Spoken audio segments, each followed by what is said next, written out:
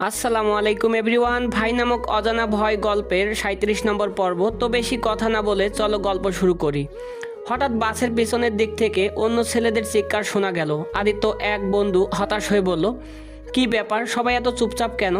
দেখে মনে হচ্ছে আমরা পিকনিকে নয়, কোনো শোক শোভাযাত্রায় যাচ্ছি। কিরে আদি, কিছু একটা তো কর, সবাই তো ঠান্ডায় জমে গেল। সে একটু থামলো, তারপর আদিত্য সিটের দিকে তাকিয়ে অবাক হয়ে বলল, আরে আদিত্য, ব্যাগ তো এখানে, ও কোথায়? ও কি অন্য বাসে উঠে পড়লো নাকি?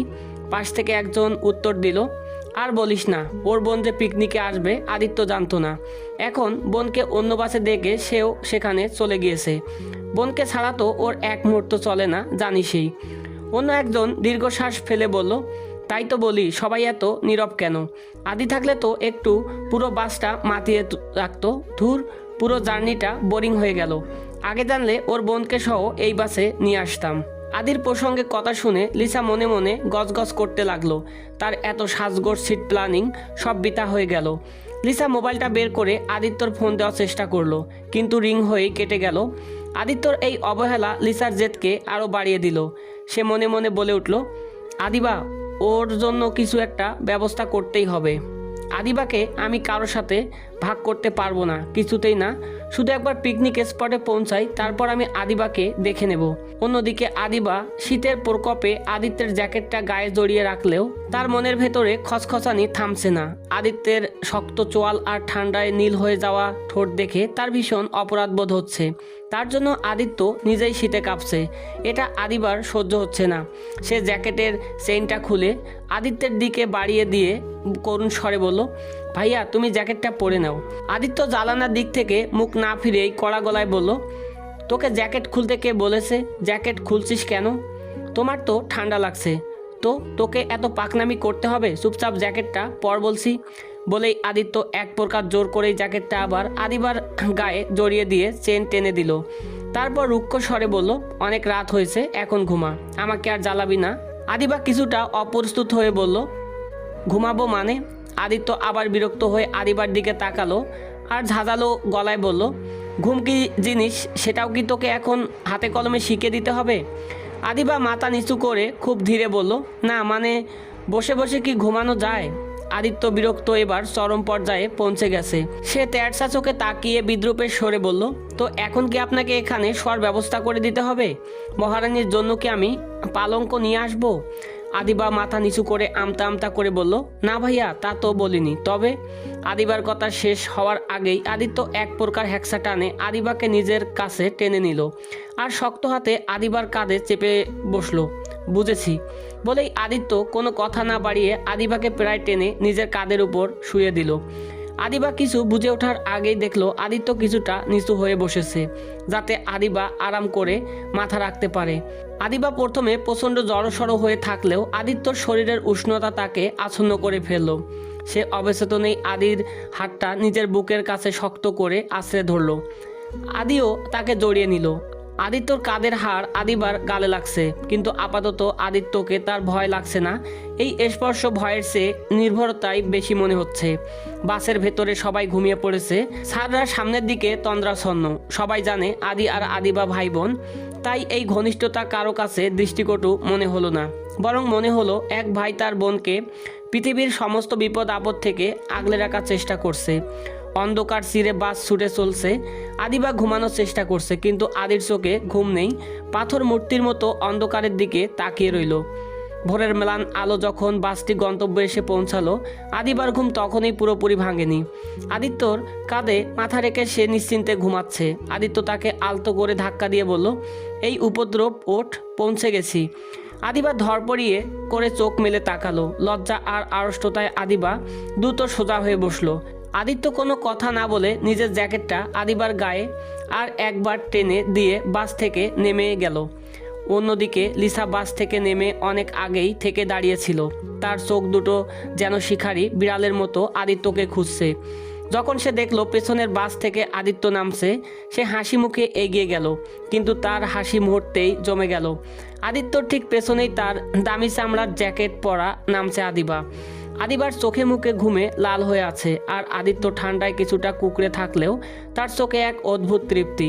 লিসা দ্রুত পায়ে হেঁটে আদিত্যর সামনে গিয়ে পথ আড়াল করে দাঁড়ালো আর তীক্ষ্ণ কণ্ঠে বলল, আদিত্য, তুমি এই বাসে ছিলে?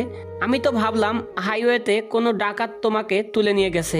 আমার পাশের সিটটা সারা রাত তোমার জন্য হাহাকার করছে জানো। আদিত্য লিসার দিকে এক পলক তাকিয়ে খুব অবহেলার সাথে বলল, আদিবা একা একা কোথাও যাও না তো, তাই ওর সাথে থাকাটা দরকার ছিল। যাই হোক, এখন পথ ছাড়ো লিসা, আমার প্রচণ্ড মাথা ব্যথা করছে। লিসা আদিবার দিকে ফিরে এক বিচিত্র হাসি দিয়ে বলল, ও আচ্ছা, তা আদিবা, তোমাকে পাহারা দিতে গিয়ে তোমার ভাইয়ার শরীর খারাপ হয়ে গেল? বেচারা শীতে জমে যাচ্ছে, আর তুমি ওর জ্যাকেট পরে আরামে ঘুমাইছো। বাহ, কি চমৎকার ভালোবাসা তোমাদের। আদিবা কোনো জবাব দিল না, মাথা নিচু করে রইল। তার ভেতরটা যন্ত্রণায় ছিঁড়ে যাচ্ছে। আদিবা লিসার কথার কোনো জবাব না দিয়ে জ্যাকেটটা খুলতে চাইল, কিন্তু আদিত্য লিসাকে আগ্রহ করে আদিবাকে ধমক দিয়ে বলে উঠল, জ্যাকেট খোলার দরকার নেই, এখন রোদ ওঠেনি। কথাটা বলেই আদি আবার লিসার দিকে তাকিয়ে আর বলল, এটা আমাদের ব্যক্তিগত ব্যাপার লিসা, আমাকে নিয়ে তোমার না ভাবলেও চলবে। আদি এবার আদিবার হাত টেনে নিজের ভেতরের দিকে হাঁটা দিল।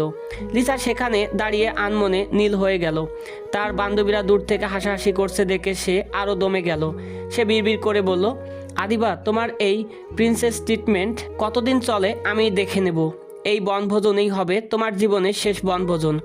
আদিত্য আদিবাকে নিয়ে এগিয়ে যাচ্ছে, আর লিসা তাদের পিছন দিক থেকে তাকিয়ে আদিবা কী করে শিক্ষা দেওয়া যায় দাঁড়িয়ে দাঁড়িয়ে সেই ছক আঁকতে শুরু করলো। ভোরের কুয়াশা ছিঁড়ে বার যখন পিকনিক স্পটে এসে থামলো, তখন চারপাশটা কেবল ফর্সা হতে শুরু করেছে। পাহাড়ের কোল ঘেঁষে ওঠা পিকনিক স্পটটি ভোরের কুয়াশায় ঢাকা। চারিদিকে উঁচু নিচা টিলা আর ঘন সবুজ বন। বাস থেকে নামার পরেই সেখানে ঠান্ডা বাতাস যেন হাড় কাঁপিয়ে দিচ্ছে। কলেজের শিক্ষকেরা দ্রুত সবাইকে একত্রিত করে কাজের দায়িত্ব ভাগ ভাগ করে দিতে শুরু করলেন। প্রফেসর রহমান আদিত্যকে ডেকে বললেন, আদি, তুমি তোমার বন্ধুদের নিয়ে ওই পাহাড়ের ঢালু জায়গাটা তাঁবু টাঙানোর ব্যবস্থা করো।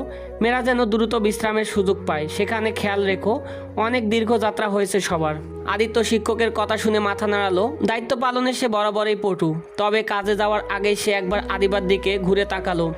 আদিত্য আদিবার সামনে গিয়ে দাঁড়াতেই আদিবা একটু জড়সড় হয়ে পিছিয়ে গেল, তবে আদি থামলো না। সে এগিয়ে গিয়ে আদিবার চোখে চোখ রেখে বলল, শোনো, আমি এখন কাজ করতে ব্যস্ত হয়ে যাব, তুই কিন্তু একদম ছুটাছুটি করবি না, এই জায়গা থেকে এক পাও নড়বি না, সবসময় আমার চোখের সামনে থাকবি, বুঝেছিস? পাহাড়ের ঢালু জায়গা, কোথায় কি আছে তা ঠিক নেই, কোনো অঘটন যেন না ঘটে। আদিবা ধীরলয়ে মাথা নেড়ে উত্তর দিল, আচ্ছা ভাইয়া, আমি এখানেই থাকবো। আদিত্য আদিবার চোখের দিকে কয়েক সেকেন্ড স্থির দৃষ্টিতে তাকিয়ে রইল, যেন ওর মৌন সম্মতি আদিবার কথায় সত্যতা যাচাই করছে। তারপর সে বন্ধুদের নিয়ে তাঁবু আর রশি দিয়ে পাহাড়ের ঢালুর দিকে এগিয়ে গেল। আদিত্য তার বন্ধুদের নিয়ে বেশ ব্যস্ত হয়ে পড়ল। শক্ত হাতে রশি টেনে পাহাড়ের ঢালুতে তাকে তাঁবু টাঙানোর কাজ করলো। আদিত্য তার বন্ধুদের নিয়ে বেশ ব্যস্ত হয়ে পড়ল। শক্ত হাতে রশি টেনে পাহাড়ের ঢালুতে তাঁবু খাটানোর কাজ শুরু করলো সে। শরীরে কসরত, তার কপালে হালকা ঘাম জমলেও সে থামছে না। ঠিক সেই সময় লিসা গুটি গুটি পায়ে আদিত্যর গ্রুপের কাছে এসে দাঁড়ালো। লিসা যেহেতু প্রিন্সিপালের মেয়ে, তাই আদিকে যেমন ছেলে নেতৃত্ব দেওয়ার দায়িত্ব দেওয়া হয়েছে, তেমনি লিসাকেও মেয়েদের নেতৃত্ব দেওয়ার দায়িত্ব দেওয়া হয়েছে। তাই সে নিজ রাজকীয় ভাবমুক্তি সরিয়ে রেখে আজ খুব সাধারণ হওয়ার অভিনয় করছে। লিসা এগিয়ে এসে বলল, আদিত্য, আমি কি তোমার কোনোভাবে সাহায্য করতে পারি? এই রশিটা কি ওইদিকে টানতে হবে? আদিত্য কাজ করতে করতে জবাব দিল, দরকার নেই লিসা, এটা ছেলেদের কাজ, তুমি বরং গিয়ে বিশ্রাম নাও। আরে না, আমি তো এই কলেজেরই স্টুডেন্ট, সবাই কাজ করবে আর আমি বসে থাকবো। দাও না, আমি ওই ট্যাবগুলো গুছিয়ে দিচ্ছি। লিসা কৌশলে আদিত্যর খুব কাছাকাছি থাকার চেষ্টা করতে লাগলো। সে বারবার আদিত্যর সাথে কথা বলার উছিলা খুঁজছে, কিন্তু আদিত্য যেন এক দুর্ভাগ্য দেওয়াল। তার হাতের কাজ নিখুঁতভাবে চললেও তার মন সেখানে নেই। তীব্র ব্যস্ততা আর লিসার ক্রমাগত কথা বলার চেষ্টার মাঝেও আদিত্যর চোখ যায় বারবার ফিরে যাচ্ছে দূরে বসে থাকা আদিবার দিকে। কিছুক্ষণ পরপরেই সে মাথা তুলে দেখছে আদিবা ঠিক জায়গায় বসে আছে কিনা। আদিবা অন্য মেয়েদের সাথে একটু দূরে ঘাসের উপর বসে পাহাড়ের দৃশ্য দেখছিল। লিসা লক্ষ্য করলো সে আদিত্য এত কাছে দাঁড়িয়ে আছে, অথচ আদিত্য মনোযোগ পড়ে আছে সেই দূরে বসে থাকা আদিবার দিকে। লিসার ভেতরে ঈর্ষা আগুন দাউ দাউ করে জ্বলে উঠল। আদিত্য একবার রশির গিট দিচ্ছে, আবার পর মুহূর্তেই টুক করে আদিবাকে দেখে নিচ্ছে। এই নীরব পাহারা, এই অদৃশ্য আগলে রাখা লিসাকে ভেতরে পাগল করে তুলছে। সে আর সহ্য করতে না পেরে আদির একদম কাছে গিয়ে কিছু একটা বলতে চাইলো, কিন্তু আদিত্য হঠাৎ করে চিৎকার করে বলে উঠল, সায়ন, তাঁবুটা ওদিকে একটু সরিয়ে দে, রশিটা ছিঁড়ে যেতে পারে। বলেই সে একটা বাহানা দিয়ে লিসার সাইড থেকে সরে গেল। রাগে লিসার ভেতরটা জ্বলে গেল, কিন্তু সে মুখে কিছু না বলে সেখানে থেকে চলে গেল। কাজের ব্যস্ততা বাড়ছে, রোদ উঠতে শুরু করেছে। লিসা যেহেতু মেয়েদের দেখাশোনার দায়িত্ব আছে, তার হাতে বেশ কিছু ক্ষমতা রয়েছে। সে আদিবাকে কাছে গিয়ে দাঁড়ালো, তারপর আদেশসূচক স্বরে বলল, আদিবা, দেখছো তো সবাই কাজ করছে, কাজে ব্যস্ত, আর তুমি এখানে বসে আছো? যাও, ওখানে পানির বড় পাত্রটা পড়ে আছে পাহাড়ের নিচে লেক থেকে, ওটা ভরে নিয়ে আসো, আমাদের রান্নার কাজে পানি লাগবে। আদিবা থমকে গেল। সে পাহাড়ের নিচে লেকের দিকে তাকালো। পথটা বেশ নির্জন আর ঢালু, তার উপর আদিত্য তাকে কড়া বলে দিয়েছে এক পাও যেন না নড়তে। আদিবা বলে উঠল, লিসা আপু, ভাইয়া আমাকে এখান থেকে কোথাও যেতে বারণ করেছে, আমি কি একটু ওকে জিজ্ঞাসা করে আসবো? লিসা বিরক্ত হয়ে ধমক দিয়ে বলল, তুই কি বাচ্চা নাকি যে সব কথায় আদিত্যর পারমিশন নিতে হবে? আমি তোকে অর্ডার দিচ্ছি, চা পানি নিয়ে এসো। আরে বাবা, তুমি কি এখানে গেস্ট হয়ে এসেছো যে শুধু বসে বসে খাবে? যাও বলছি। সবার সামনে লিসার এমন কড়া ধমক খেয়ে আদিবা আর মানা করতে পারল না। সে ভয়ে পানির পাত্রটা তুলে নিয়ে পাহাড়ের ঢালু পথ বেয়ে নিচের লেকের দিকে নামতে শুরু করলো। লিসার ঠোঁটে এক পৈশাচিক জয়ের হাসি ফুটে উঠল। এদিকে কাজের ফাঁকে আদিত্য অভ্যাসগতভাবে আদিবার বসার জায়গার দিকে তাকালো, কিন্তু আদিবা সেখানে নেই। জায়গাটা শূন্য দেখে আদির বুকের ভেতরটা যেন মুহূর্তেই মোচড় দিয়ে উঠল। হাত থেকে রশিটা ফেলে দিয়ে সে আদিবার বসার জায়গায় গেল। তারপর এদিক ওদিক আদিবাকে খুঁজতে শুরু করলো।